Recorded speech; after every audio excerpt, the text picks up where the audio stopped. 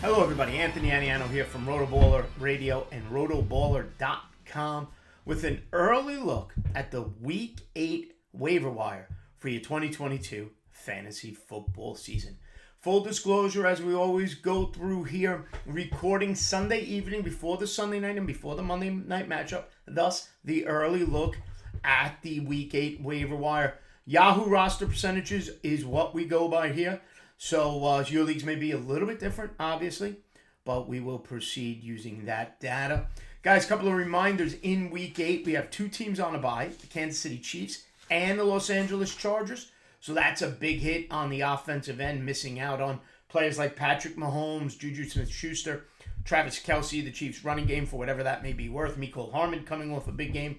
And the Chargers, Justin Herbert, Austin Eckler with another big game, Mike Williams, who did leave the game with an injury, Keenan Allen, who returned, Gerald Everett, who had a nice matchup as well. Other injuries of note in Week 7, and I'm sure I missed something here on Sunday night as things will trickle in over the next day or two. At the running back position, Breece Hall of the New York Jets. Early report, according to Robert Saleh, potential ACL situation. Chuba Hubbard, who we'll talk about a little bit later on, but will miss out on being on my final 5 list simply because he left in the fourth quarter with an ankle injury, even though he was kind of going into the fourth quarter, the strong side of a 60-40 split with Deonta Foreman. Mike Boone of the Broncos left the game with an injury. James Robinson of the Jacksonville Jaguars didn't get a touch and then appeared with a injury situation after that Jacksonville loss to the New York Giants. Tight end position, David Njoku left early. Daniel Bellinger left early of the New York Giants. And at the wide receiver position, DK Metcalf left with a knee. Amon-Ra St. Brown, a concussion early in the game. Alan Lazard was banged up. Russell Gage was banged up. And I mentioned Mike Williams. So there were some injury concerns on top of the Week 8 bye weeks that we're going to have to work our way around. Now, let's start at the quarterback position. 2 quarterbacks I wanted to mention here this week in case you got to make up for Justin Herbert and Patrick Mahomes. The number 1 quarterback to add of the week to me is Daniel Jones of the New York Giants. 40% rostered on Yahoo. Goes 19 of 30, 202 yards and a touchdown. And then his running ability is what puts him over the edge. 11 carries for 107 yards and a touchdown. 30.8 fantasy points in a 6-point per passing touchdown format.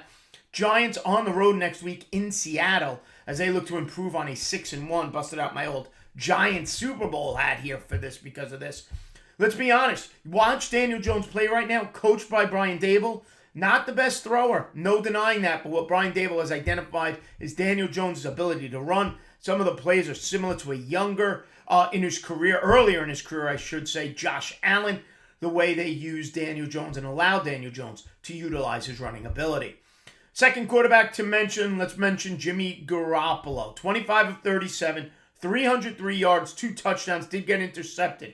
Third straight game with over 20 fantasy points and 2 touchdowns for the 49er quarterback in a 6-point per TD format. It's 20.32 fantasy points this week. On the road next week in a division matchup against the Los Angeles Rams.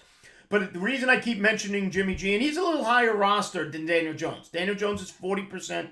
Jimmy G's at about 55% rostered. So he might not be available in many formats. But if he is, okay, any team that can roll out an offense of Kittle at tight end, Ayuk and Debo, and now Christian McCaffrey on the check down, Jimmy Garoppolo is a viable play with those weapons around him. Those are the 2 I'm looking for first if I need to replace Patrick Mahomes or Justin Herbert due to bye weeks. Now let's talk running back position, which was an interesting couple of days. The trade of McCaffrey, the late announcement of Isaiah Pacheco made some interesting last-minute adjustments to fantasy rosters. Now, full disclosure, Michael Carter of the Jets, who will take over for Breece Hall if that injury is as serious as originally thought, he is already 65% rostered, not available in many spots. Isaiah Pacheco, when the announcement came Sunday morning that he was going to be the, quote, starter for the Kansas City Chiefs, his roster percentages shot up over 52%, over 50%. Now, Pacheco didn't do much, 43 rushing yards. Clyde Edwards-Helaire actually got a rushing touchdown. Mecole Hardman, we'll talk about him later, 2 rushing touchdowns. So I'm not going to spend a lot of time on them because they are already rostered. So at the running back position, in no particular order right now, Kieran Williams of the Los Angeles Rams hasn't played yet. Rookie, 5th round pick, coming off the IR after a foot injury. Big role, quote unquote, planned for the Ram rookie running back. We know Cam Akers is on the way out. We're not going to see him in a Ram uniform again. Darrell Henderson is right now holding down the fort for the Rams as they're coming off their bye week in Week 7, heading into Week 8. Kieran Williams at 30% rostered. Get him now before he actually sets foot on the field and has some type of impact on the Rams offense. Also available, Tyler Algier of the Atlanta Falcons, 40% rostered. In Week 7, he goes 16 carries for 50 yards, does get a rushing touchdown, 11 fantasy points. Nice matchup next week against the Carolina Panthers. Gus Edwards of the Baltimore Ravens, 41% rostered. I watched that Raven game to see if clarity came out of the situation in the Ravens backfield, and there was clarity. Gus Edwards should be the guy going forward with J.K. Dobbins out after that knee surgery. Gus Edwards goes 16 carries for 66 yards and 2 touchdowns, 18.6 fantasy points. Justice Hill, only 5 carries for 26 yards and a almost costly fumble late in the game. Kenyon Drake, only 11 carries and only gets 5 yards out of them. Disappointing coming off the performance he had in Week 6. Now, here's the caveat with the Ravens offense.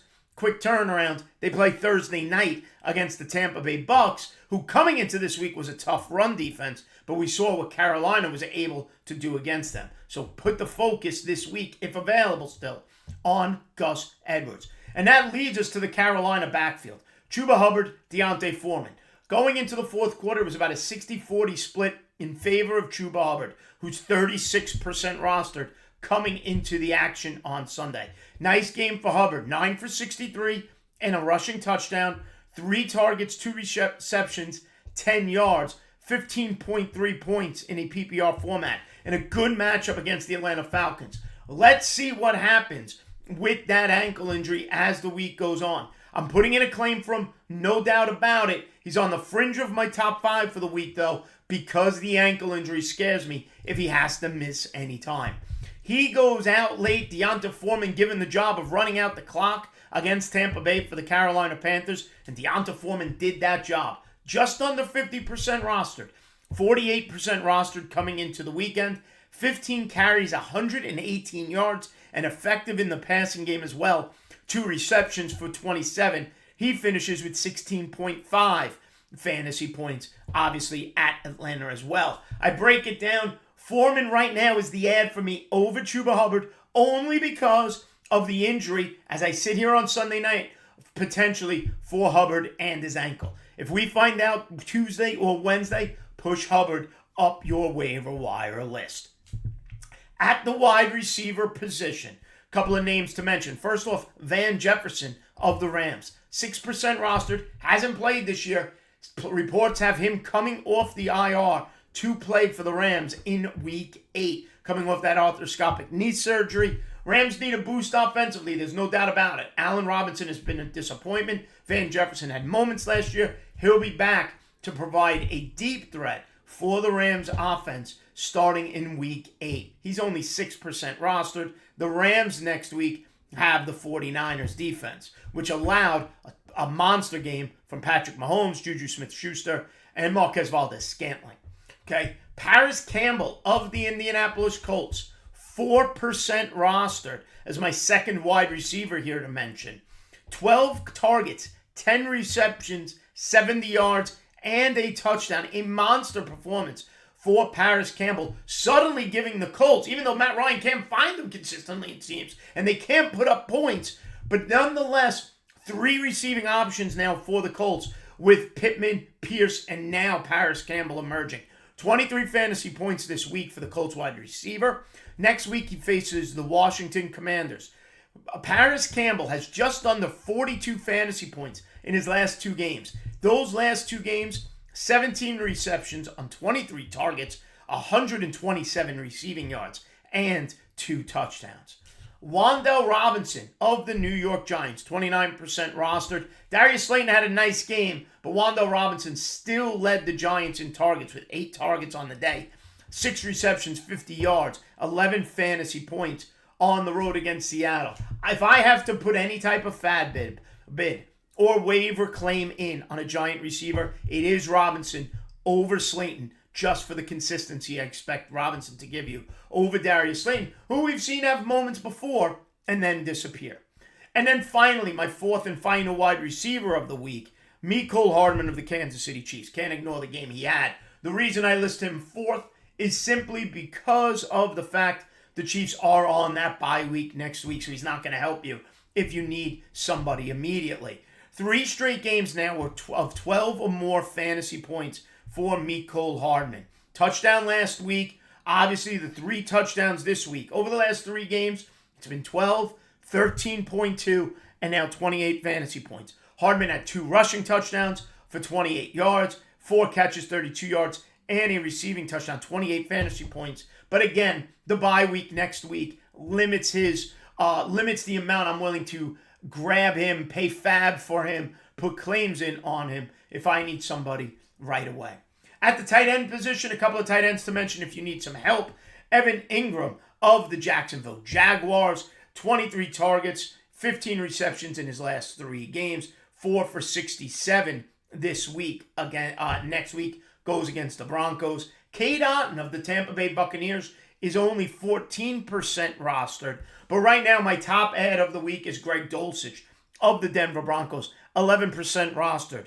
12 fantasy points week 6. He was a target favorite of Brett Rippon this week. And next week, the Denver Broncos go up against the Jacksonville Jaguars. Dulcich, the rookie out of UCLA, quickly emerging as the number 1 tight end in the Bronco offense.